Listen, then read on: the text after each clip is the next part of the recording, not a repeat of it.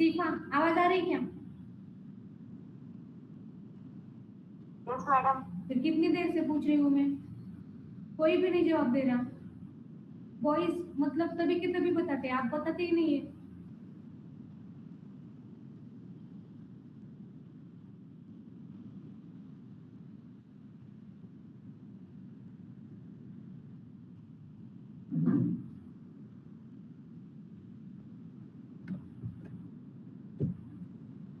चला, सो सगळ्यांनी तो बुटस्ट्रॅपचा टास्क केलेला आहे. तुम्ही सर्वजण ना तुम्ही एक टेस्ट करून बघा. आता समजा याच्यामध्ये तुम्ही जे हे केलेलं आहे, जो टास्क केलेला आहे,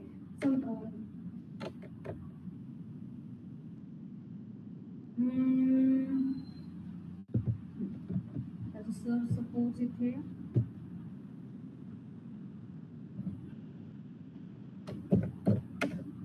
आता तुम्ही जो टास्क केलाय त्याच्यामध्ये हा कंप्लीट नाहीये, तुम्ही कंप्लीट केलेला आहे. त्याच्यामध्ये काय करायचं, याला या स्क्रीनला थोडंसं असं छोटं करून बघायचं, म्हणजे मिनिमाइज करून बघायचं. आणि जर इथे खाली स्क्रोल येत असेल इथे, तर तुमचं काहीतरी चुकलेलं आहे. आणि जर स्क्रोल येत नसेल तर ओके, ठीक आहे.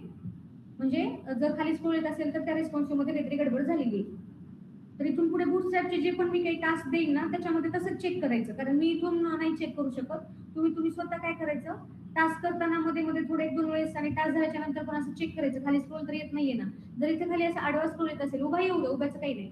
जर ते म्हणजे हॉरिझॉन्टल स्क्रोल येत असेल बॉटमला, तर ते काहीतरी गडबड झालेली आहे, मग ते रेस्पॉन्सिव्हला प्रॉब्लेम करू शकतो. ठीक आहे, एक नवीन पेज घेते.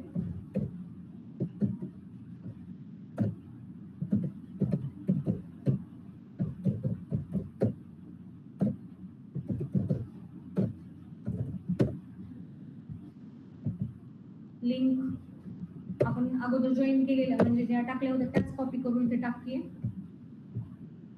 इथं असणार आहे ड्यू क्लास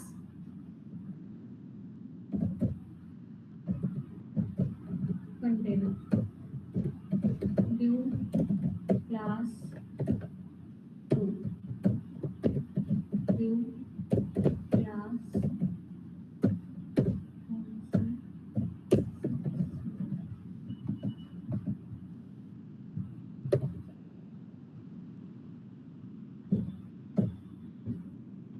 आता इथे तुम्ही ज्यावेळेस कुठलीही साईट बनवत असाल, सपोज तुम्ही W3 स्कूल सारखी एखादी डिझाईन बनवत आहे, तर तुम्हाला काय करायचं असतं, अगोदर याचं स्ट्रक्चर डिसाईड करून घ्यायचं असतं की तुम्ही म्हणजे डिझाईन मध्ये किती पार्ट्स पाडायचे, कुठे कुठले पार्ट्स पाडायचे. डायरेक्ट तुम्ही कोडिंग नाही करू शकणार, ठीक आहे. तसं जसं सपोज आता आपण काय केलेलं आहे, तर 6चा पार्ट घेतलेला आहे, ठीक आहे. आता मी काय करते, इथे 6चे 2 घेतलेले आहेत. ओके, आता इकडे थोडासा गॅप दिसतोय साईडला, इकडे थोडा थोडा स्पेस सुटलेला आहे. तो जर तुम्हाला नको असेल तर तुम्ही कंटेनर फ्लूड घेऊ शकता, FLUID कंटेनर फ्लूड. बघा हे असं गॅप, म्हणजे साईडला थोडा पण गॅप नाही दिसणार. जसं की साईट आहे W3 ची, याच्यामध्ये थोडाही गॅप नाहीये. काही साईट मध्ये असतोही गॅप. आता एखादी साईट असेल की त्याच्यामध्ये तुम्हाला त्या साईडला गॅप पण दिसेल, तर जर तिथे गॅप असेल तर तो कंटेनर यूज केलेला असतो, आणि जर गॅप नसेल तर कंटेनर फ्लूड यूज केलेला असतो. तर तुम्ही कुठलाही यूज करू शकता. त्याच्यानंतर सपोज आता हा 6चा इथे आपण पार्ट पाडलेला आहे, ठीक आहे. आता मला काय करायचंय, सपोज या 6 मध्ये काहीतरी डिझाईन बनवायची. फॉर एक्झाम्पल सपोज आपण असं काहीतरी करूयात.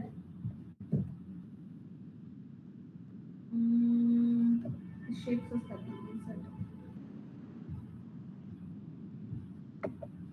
सपोज आपला हा एक 6चा पार्ट आहे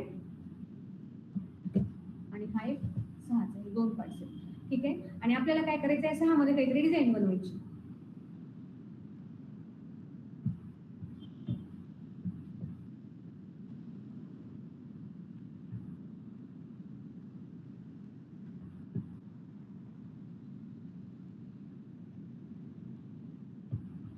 सपोज आपल्याला काय करायचंय, इथे एक पॅरेग्राफ घ्यायचा आहे. त्याच्यानंतर सपोज इथे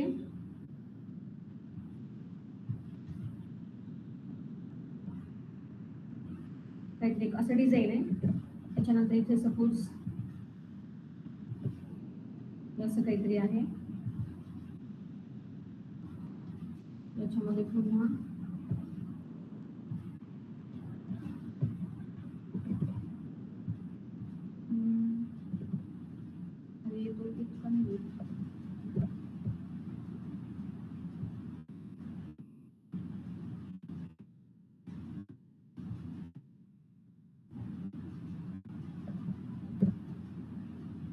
सपोज इथे दोन इमेजेस आहेत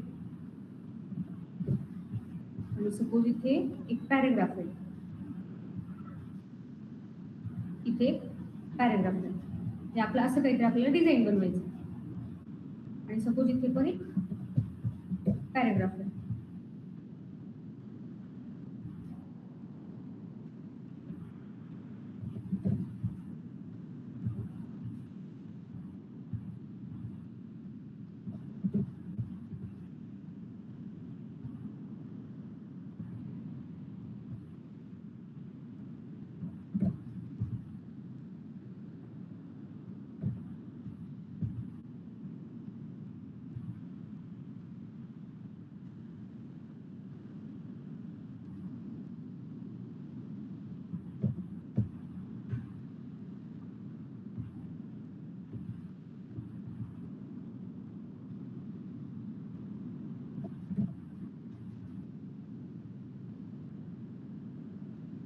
असं काहीतरी आपल्याला डिझाईन बनवायचं. हे आपल्या एक वेबसाईटचं सिंपल स्ट्रक्चर आहे सपोज.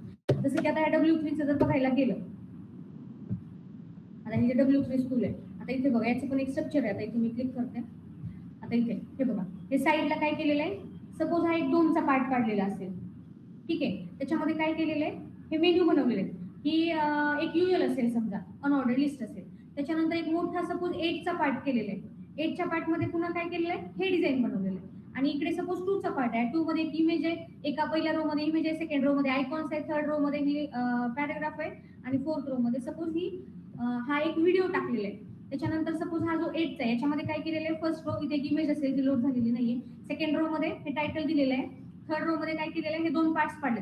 आता या एका 8च्या रो मध्ये हे 2 पार्ट्स पाडलेले आहेत, बरोबर आहे. त्याच्यानंतर या रोच्या नंतर परत एक पूर्ण रो यूज केलेली, हे बघा हे पूर्ण 8ची. मग आपल्या इथं आपण पण एका डिझाईन मध्ये तसंच केलेलं आहे. इथं काय केलेलं आहे, एक पूर्ण 12ची रो आहे, त्या 12च्या रोच्या आतमध्ये परत 2 कॉलम्स आहेत, परत नवीन रो घेतली, नवीन रो मध्ये पुन्हा 2 आहेत. आपण हे स्ट्रक्चर कसं बनवायचं ते बघणार आहे. आता सपोज आपण इथे काय केलेलं आहे, आता इथे काय आहे, फर्स्ट एक रो आहे, त्या रो मध्ये 2 कॉलम्स आहेत. सपोज 6चे 2 कॉलम आहेत. सेम आपण तेच केलेलं आहे. इथं 6ची एक रो घेतलेली आहे आणि त्याच्यामध्ये 2 कॉलम्स बनवलेत. पण इथे अगोदर मेन 2 पार्ट आहेत मोठे 6चे, तर हे आपले मेन पार्ट्स. आता इथे सपोज एक रो घेतली, याच्यामध्ये हे 2 मेन पार्ट्स. सपोज हे 6चा पार्ट आहे, हा 6चा पार्ट आहे. आता या 6च्या पार्ट मध्ये पुन्हा काय केलेलं आहे, एक रो घेतली आणि त्याच्यामध्ये 2 कॉलम्स घेतलेले. म्हणजे या 6 मध्ये मला काय करायचे, पुन्हा 2 पार्ट्स पाडायचे, बरोबर आहे. जर एखाद्या कॉलम मध्ये पुन्हा पार्ट्स पाडायचे असेल तर आपल्याला परत ड्यू घ्यावा लागतो आणि एक रो क्रिएट करावी लागते. आता ज्यावेळेस मी रो क्रिएट करते तर we can use 12 columns here. आपण इथे 12 कॉलम्स यूज करू शकतो. आता समजा इथे जरी पण मी 12 कॉलम्स घेतले तर हे 6च्या बाहेर नाही जाणार. म्हणजे या 6 मध्ये आपण पुन्हा 12 कॉलम्स घेऊ शकतो. आपल्याला काय करायचं, याच्यामध्ये 2 घ्यायचं. आपली डिझाईन कशी आहे, याच्यामध्ये 1 आणि 2, पण आपल्याला या 6 मध्येच ते 2 घ्यायचे, त्या पूर्ण स्क्रीन मध्ये नाही घ्यायचे. आपली पूर्ण स्क्रीन आहे, याच्यामध्ये नाही घ्यायचा. आपला हा एक 6चा पार्ट आहे आणि हा एक ऑरेंज कलरचा 6चा पार्ट आहे. जसं की हा एक 6चा आहे आणि हा एक 6चा. या 6 मध्ये पुन्हा ह्या रो मध्ये 2 पार्ट्स आहेत. म्हणजे ह्या 6 मध्ये मी परत इथे 2 पार्ट्स पाडणार. त्यामुळे हे स्ट्रक्चर व्यवस्थित ठेवायचं, अदरवाईज काहीच लक्षात येत नाही आपण काय करतो ते. हे बघा, ही एक रो, त्याच्यामध्ये हा एक 6चा कॉलम, हा एक 6चा कॉलम. या 6च्या कॉलम मध्ये आपण परत रो स्टार्ट केली आणि त्याच्यामध्ये हे 2 6चे कॉलम घेतो. त्याचं आउटपुट बघूया. हे बघा, आता जसं काय केलेलं आहे, हा दिसत नाहीये ना इथे, याच्यामध्ये काहीच टाकलेलं नाहीये, त्याच्यामुळे नाही दिसत आहे. त्याचा पार्ट इथे काय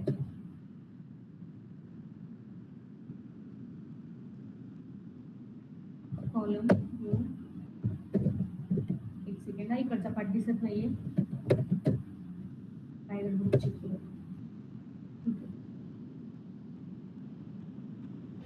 बघा असं होतं, इथले कॉलम्सच क्लोज करायचे राहिले. एक छोटीशी चूक मी म्हणूनच एक सारखं म्हणते की आता तुम्ही ऑनलाईनचे स्टुडंट स्वतः करायला घरी, पण ज्यावेळेस इथं माझ्या ऑफलाईनचे स्टुडंट्स असतात ना, तर त्यांना मी नेहमी सांगते की जो ड्यू घेतलाय तो अगोदर क्लोज करत चला. मलाही म्हणते मी, हे असं गडबड होते, एखादा ड्यू आपल्याकडे राहतो ना आणि आपलं डिझाईन खराब होतं. आता बघा आलं व्यवस्थित. हे 2 मेन 6चे पार्ट्स जसं आपण इथे ड्रॉ केलेले आहेत, ते एक पण ड्यू क्लोज नाही करायचा राहिला किंवा स्ट्रक्चर व्यवस्थित नसेल ना, नाही लक्षात येत. हे मेन 2 पार्ट्स आणि ह्याच्यामध्ये नंतर हे 2 पार्ट्स जसं ह्याच्यामध्ये इथे टाकले. या आतमध्ये हा एक पार्ट आणि हा एक पार्ट. आता परत ह्याच्या खाली परत रो आहे. आता ह्या रो मध्ये किती पार्ट्स पाडलेले आहेत, त्याच्यामध्ये 1 2 3. तर आता काय केलेलं आहे, याच 6च्या कॉलम मध्ये या रोच्या खाली पुन्हा रो घेतलेली आहे. Div class row, div class. आता इथे कितीचे एक मोठा आहे, एक थोडासा छोटा आहे. सपोज एक आपण 7चा घेऊयात आणि एक आपल्याकडे 5 राहतात. बट आता हे 12 पूर्ण स्क्रीनवर नाही येणार, या 6च्या आतमध्येच दुसऱ्या रो मध्ये येणार. कारण आपण तसंच दिलेलं आहे. या रो मध्ये, या मेन 6च्या ह्याच्यामध्ये 2 रो आहेत. आलेलं आहे इथे, फक्त दिसत नाहीये मध्ये टेक्स्ट नसल्याने. आपण वेलच टाकलेलं नाही, त्याच्यामुळे दिसत नाहीये. टेक्स्ट पण नाहीये, वेल पण नाहीये, काहीतरी टाकावं लागेल आपल्याला. वेल नाही टाकला, टेक्स्ट टाकला तरी पण दिसतो. आला एक मोठा आणि एक छोटा. आता ह्याच्यामध्ये जे टाकायचं ते आपल्याला आपण नंतर टाकणार. समजा आपल्याला पॅराग्राफ टाकायचं, इमेज टाकायचं, ते आपण नंतर डिसाईड करणार. याची हाईट वाढत नसते. तुम्ही म्हणाल मॅडम तुमच्या डिझाईन मध्ये हाईट आहे, याच्यामध्ये हाईट कधी वाढते? आपण ज्यावेळेस मध्ये काहीतरी टाकतो पॅराग्राफ, इमेज, त्याची हाईट ऑटोमॅटिक वाढते. त्याच्यानंतर आता सपोज ह्या 2च्या खाली परत एक 12ची रो आहे.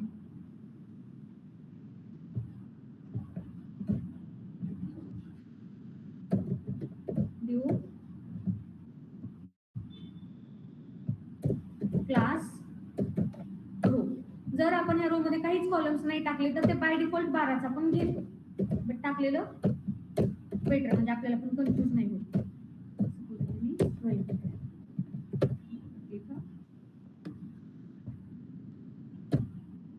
आला एक कॉलम इथे, हा वाला.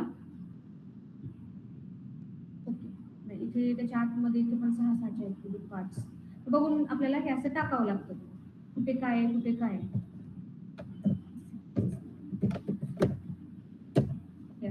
ठीक आहे. त्याच्यानंतर आपण याच्यामध्ये तुम्हाला जे पण काही टाकायचं, सपोज एकामध्ये आपल्याला काही पॅरेग्राफ टाकायचं आहे, याच्यामध्ये पॅरेग्राफ टाकला आपण सपोज.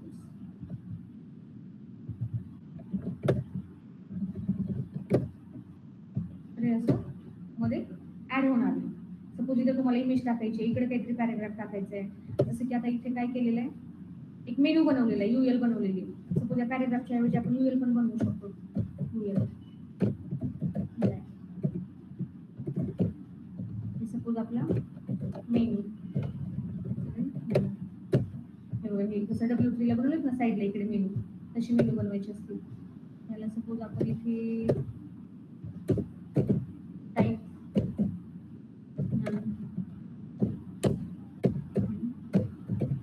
पॅडिंग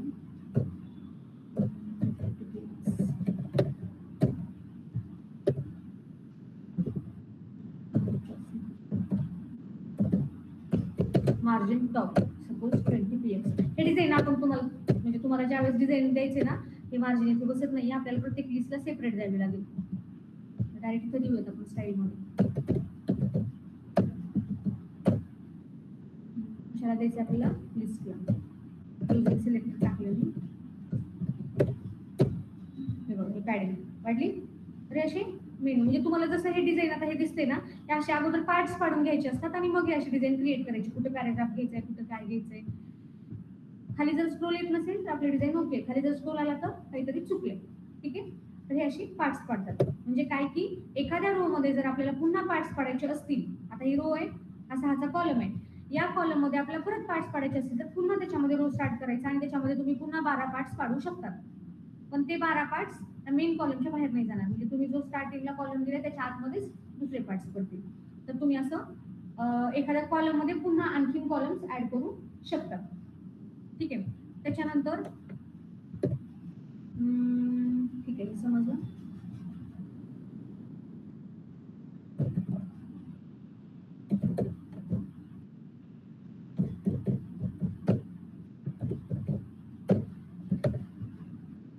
आता इम्पॉर्टंट पॉइंट घेते, थोडासा वेळ लागू शकतो, लक्ष द्या.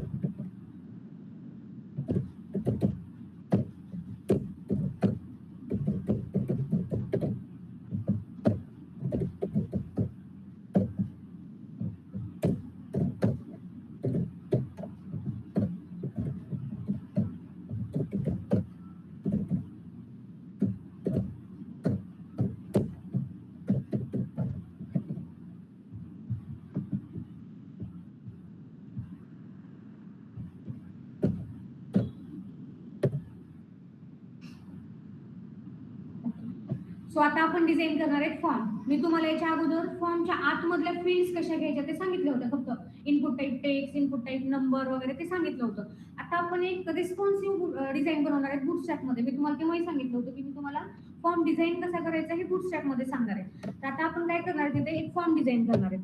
ठीक आहे. आता ह्याच्यामध्ये सपोज मी काय केलेलं आहे की मी अगोदर हे डिसाईड केलं की मला फॉर्मची साईज किती हवी.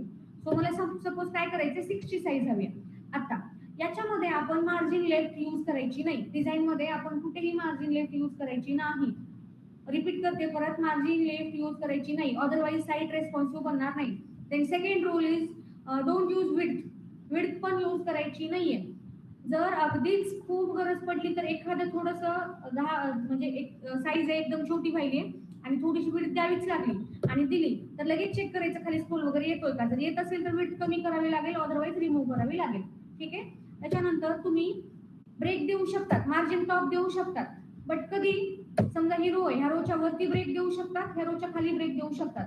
रोच्या आतमध्ये ब्रेक देऊ शकत नाही, असं मध्ये मध्ये ब्रेक देता येत नाही. हा असं जर असेल की समजा एक सेकंड, समजा हे 6 हे 2 कॉलम्स आहेत माझे किंवा 3 कॉलम्स आहेत, किती आहेत समजा, एकदा हे 12 झाले, 12च्या नंतर ब्रेक देऊ शकतात किंवा सपोज हे 4 चे आहेत तर ह्यांच्या नंतर ब्रेक देऊ शकतात तुम्ही. हे 12 झाले ना, 12च्या आतमध्ये तुम्ही असं कुठेही रो देऊ शकत, सॉरी ब्रेक देऊ शकत नाही, अदरवाईज ते रिस्पॉन्सिव्ह होणार नाही. एक तर रोच्या वर, रोच्या खाली किंवा 12 कॉलम्स कंप्लीट झाल्याच्या नंतर ब्रेक देऊ शकतात. विड्थ यूज करायची नाहीये, मार्जिन लेफ्ट यूज करायची नाहीये, मार्जिन टॉप यूज करू शकतात आणि हाईट यूज करू शकतात. ठीक आहे. स्वतः आपण असा हाचा कॉलम घेतलाय. आता याला मूव्ह कसं करायचं, रूल काय आहे, आपण हे नाही घेऊ शकत, मार्जिन लेफ्ट नाही घेऊ शकत आणि आपल्याला याला सेंटरला घ्यायचं. तर कसं घ्यायचं, तर आपल्याला जिथून पण मार्जिन द्यायचं तिथं एक एम्प्टी कॉलम ऍड करायचा. सपोज इथे मी ड्यू घेते क्लास, सपोज आपण एक 1 चा कॉलम घेतला, फक्त वेल द्यायचा नाही. मी आता दिलाय तुम्हाला दिसावं, हे बघा इथे कॉलम ऍड झाला, फक्त याला वेल नाही दिला की तो नाही दिसणार. ठीक आहे. तुम्ही याची साईज वाढवा, हे बघा हे मूव्ह झाला. मूव्ह म्हणजे ऍक्च्युअली तो एक ऍड होतोय कॉलम, फक्त तो दिसत नाहीये. त्याला तुम्ही असं इकडे सेंटरला घेऊ शकता. तुम्हाला ब्रेक द्यायचा असेल देऊ शकता रोच्या वरती. मार्जिन लेफ्ट कोणी यूज करायची नाही. ठीक आहे. आता हे झालं सेंटरला. त्याच्यानंतर सपोज इथे आपण एंटर केला. आता आपल्याला काय करायचंय, आपल्याला आपली डिझाईन बनवायची आहे 6च्या आतमध्ये. आपला जो काही फॉर्म आहे तो मला, माझी अशी रिक्वायरमेंट आहे की माझा फॉर्म मला या 6च्या कॉलमच्या आतमध्येच बनवायचा आहे. मला काय करायचं, इथे 2 पार्ट्स हवेत, एक पाहिजे लेबलसाठी आणि एक पाहिजे इनपुटसाठी. मग मला जर ह्या 6च्या कॉलम मध्ये 2 पार्ट्स पाहिजे असतील, ओके, तर मी काय करेन, मी या 6च्या आतमध्ये परत काय घेणार आहे, ऍड रो. नाव ड्यू क्लास,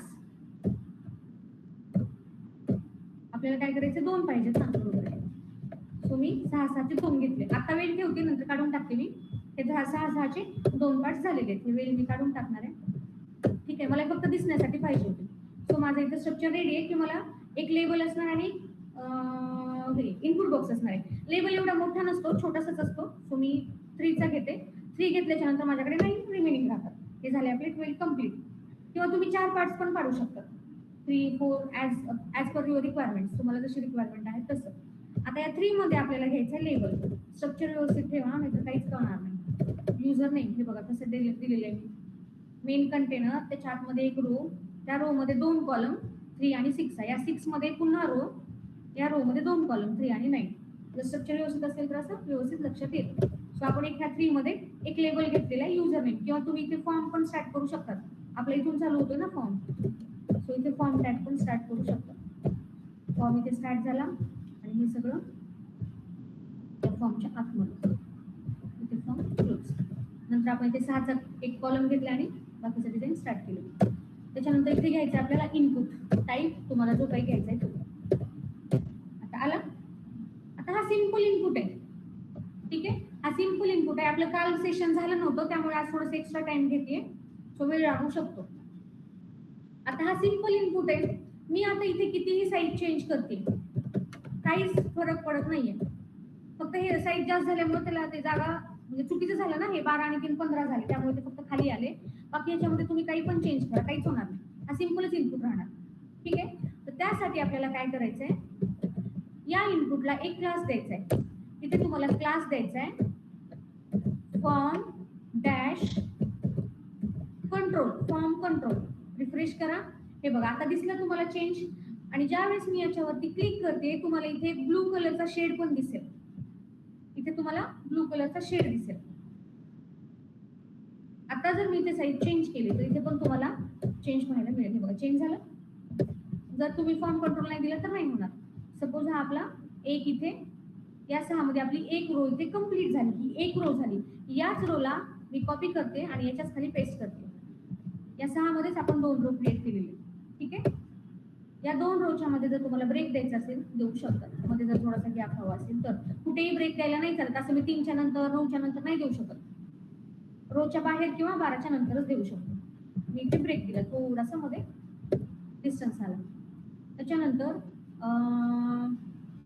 इथे आपण याला पासवर्ड करूया. ओके, जसं आपण टेबल साठी काय देतो कॅप्शन, तसं फॉर्म साठी तुम्ही लिजेंड देऊ शकता. हे तुमच्या फॉर्मचं टायटल असेल. आता हे खूप बाहेर गेले, आपण 6च्या बाहेर दिलं ना ते, आपल्याला ह्या 6च्या इथे घ्यायचं ना आतमध्ये, तर आपल्याला ह्या 6च्या इथे घ्यावं लागेल.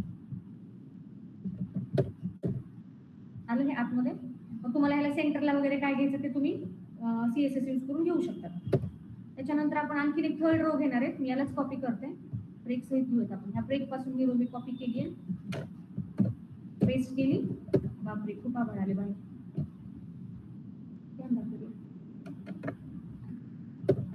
ओके, या रो मध्ये काय करायचंय, मला फक्त तिथे एक बटन घ्यायचंय किंवा 2 बटन्स घ्यायचे.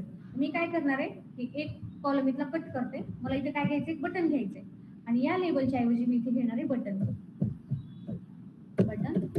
सेव्ह. सिंपल सेव्ह केला. आता हा सिंपल बटन आहे. ठीक आहे, आपला जसं आपण नेहमी HTML मध्ये यूज करतो तो. याला आपण क्लास देऊ शकतो. सेंटरचा बटन आहे. इथे आपण क्लास देऊ शकतो BTN. या क्लासने काय होईल हे बघा, याचा थोडासा इफेक्ट चेंज झाला.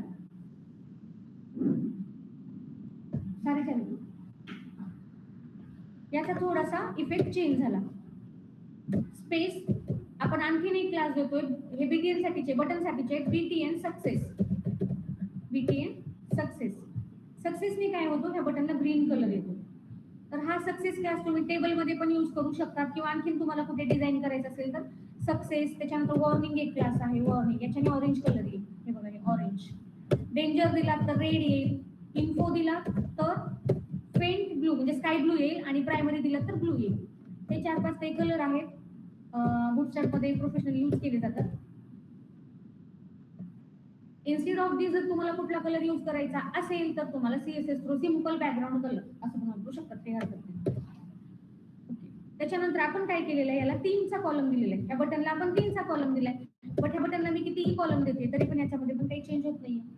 तर जर आता मी सपोज याला रेस्पॉन्सिव्ह केलं, हे बघा आपलं इथं रेस्पॉन्सिव्ह झालेलं आहे. युजर नेम वर गेला, हे इनपुट खाली आला, ऑटोमॅटिक त्यांनी साईज चेंज केली. हे बघा, हे जसं मी चेंज करते तसं ते चेंज होत आहे आणि खाली स्क्रोल पण आलेला नाहीये. हे बघा, इथे खाली कुठे स्क्रोल आलेला नाहीये. स्क्रोल आलं तर काहीतरी चुकलंय, काहीतरी गडबड आहे. ठीक आहे, आता मग ह्या बटनला जर मी काही चेंज करते, काही चेंज होत नाही, तर आपल्याकडे इथे बटन साठी पण क्लास आहे. एक तर तुम्ही सिंपल फॉर्म कंट्रोल पण देऊ शकता किंवा BTN ब्लॉक हा क्लास पण तुम्ही देऊ शकता. BTN ब्लॉकने काय होईल, तुम्ही जेवढ्या साईजचा कॉलम घेताय तेवढा त्या बटनची साईज होईल किंवा फॉर्म कंट्रोल. बट इथे काय होतं, ज्यावेळेस आपण असं BTN ब्लॉक हा क्लास यूज करतो किंवा फॉर्म कंट्रोल बटन साठी, आणि जर ह्याला एखाद्या मोबाईल वरती ओपन केलं साईट तर हा बटन असा फुल स्क्रीन दिसतो. मग तुम्हाला अशी डिझाईन ठेवायची असेल तर BTN ब्लॉक यूज करा, अदरवाइज BTN ब्लॉक घेऊ नका, काढून टाका. ठीक आहे, त्याच्यानंतर आता सपोज मी याची साईज चेंज करते. सपोज मी याची साईज 6 केली, हा बटन पण 6 साईजचा झाला. ठीक आहे, मग जर आपल्याला असं नको असेल तर don't use this class BTN block. मी काय करते, ह्या क्लासला कमेंट मध्ये ठेवते, कारण मला आणखीन काही गोष्टी सांगायच्या ज्या की याच्यामुळे नाही सांगू शकत. तर मी हा BTN ब्लॉक इथे एंडला कमेंट मध्ये ठेवते, लास्टला. ठीक आहे, आता हा 6चा घेतलाय बट याच्यावरती काही इफेक्ट झालेला नाहीये. तर मी विटेन ब्लॉक काढून टाकलाय. आता ह्या 6च्या साईज मध्ये सपोज मला जर हा बटन मूव्ह करायचंय, कुठे घ्यायचंय? राईट साईडला. तर ह्याला आपण त्याला काहीतरी आहे बीटीएन, हा फुल राईट, नाही मला विसरले मी, फुल राईट हा क्लास आहे. हे बघा, हा राईट साईडला फुल झाला. इथपर्यंतच का आला? बिकॉज आपण याला इथे 6ची लिमिट दिलेली आहे. सपोज इथे आपण 8ची साईज घेतली तर तो 8च्या राईट साईडला जाईल. जर आपण इथे 2 घेतला तर तो 2च्याच राईट साईडला जाईल. म्हणजे आपण त्याला असं मूव्ह करू शकतो मार्जिनच्या ऐवजी असं. आता सपोज मी इथे आणखीन एक बटन घेते, एका खाली एक आले, कारण मी काय केलेलं आहे, एकाच कॉलम मध्ये घेतले, त्याला जागा पुरत नाहीये. म्हणजे आपण जशी डिझाईन घेतो ना त्या हिशोबाने तुम्हाला इथे क्लासेस चेंज पण करावे लागतील. आता थोडी साईज जास्त दिली, त्याला जागा पुरली. ते दोन्ही पण असे सेट झालेले, ठीक आहे. किंवा तुम्ही असं पण करू शकता, म्हणजे 2 वेगवेगळ्या ड्यू मध्ये बटन्सला सेट करू शकता, असं पण करू शकता. आता इथं काय झालेलं आहे, याला 3ची साईज आहे आणि याला पण 3ची साईज आहे. मग इथं काय झालेलं आहे, हा 3 मध्ये सेट झाला, हा 3 मध्ये सेट झाला. मग गॅप खूप जास्त दिसतोय, तर त्याच्यामुळे काय करावं लागेल, आपल्याला इथे 2 घ्यावं लागेल. म्हणजे हे कुठलं तरी एक तुम्ही याच्यामध्ये लॉजिक यूज करा. एकतर सेपरेट ड्यू घ्या, नसेल तर बटन साठी सेपरेट ड्यू घेऊच नका, एकाच याच्यामध्ये दोन्ही बटन्स ठेवा, म्हणजे जास्त चांगलं वाटेल. ठीक आहे. आणि तुम्हाला ह्याला जर समोर घ्यायचं असेल तर एकतर फुल राईट करा, जसं की मी इथं बीटेन ब्लॉक दिले ना, तसं तुम्ही इथं फुल राईट पण घेऊ शकता. फुल राईट, हा राईट साईडला फुल झाला. ह्याला पण मी कमेंट मध्ये ठेवते, कारण ह्याला पण आणखीन एक ऑप्शन आहे, तो पण मी सांगते तुम्हाला. इथे आपण ठेवूयात खाली फुल राईट. ठीक आहे. याला आणखीन एक काय ऑप्शन आहे, जसं की आपण मगाशी घेतलं होतं, एम्प्टी कॉलम ऍड करू शकतो. ठीक आहे. हे बघा, हे 6 ऍड केला, हा एकदम इकडे आला. सपोज आपण इथे 2चा ऍड केला, इथे 2ची साईज 4 केला, 4. फक्त त्याला कसं एम्प्टी कॉलम ऍड करताना त्याला तिथे समोरच क्लोज करा, नाहीतर खाली क्लोज नका करू. ठीक आहे. काय झालं, सेव्ह नाही झालं. हा, तर तुम्ही असं हे करू शकता. सपोज याला आपण कॅन्सल आणि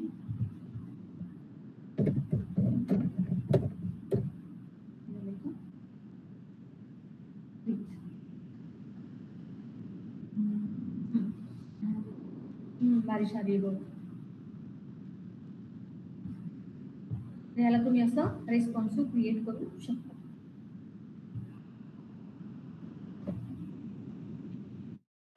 तर ह्याला डेकोरेट तुम्हाला कसं करायचंय ते तुम्ही तुमच्या हिशोबाने करू शकता, किंवा आपण नेक्स्ट लेक्चर मध्ये बघू त्याला आपण कशा प्रकारे डेकोरेट करू शकतो. तुम्ही तुमच्या मनाने करू शकता. मी मला जसं 1-2 काही पॉइंट्स वाटले तर मी ते तुम्हाला सांगते.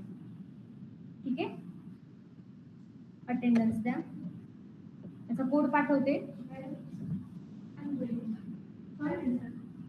म्हणजे घरी जाते का?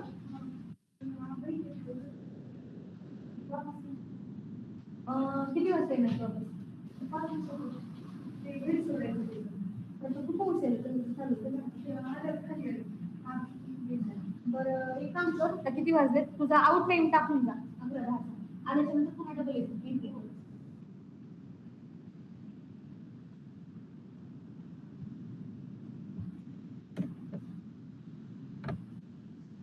आज 2 दिवसाची अटेंडन्स असेल तुमची, कालची आणि आजची. रोमी सिद्दीकी, अरमान,